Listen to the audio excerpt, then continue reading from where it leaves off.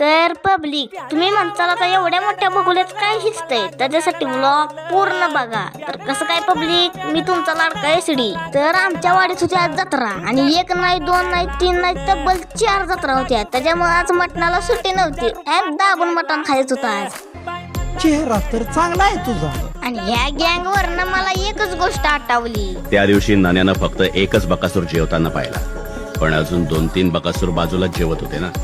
मग आलं की मटणाचं पण ताट पुढं, मग सुट्टी आहे वेळी. आता खालच्या जत्रत तर जेवलोय, पण आता टेकावल्या पण जत्रत जायला पाहिजे, कारण कोणाला नाराज करायचं नसतं. तिथं आलं सगळ्यात पहिल्यांदा मटा, परत ना आला असा रसा, मग दाबून हाणला. आता जातो घरी, जिरवून येतो माघारी. आणि घरी आल्या आवनीची काहीतरी कला बघाय भेटली बघा.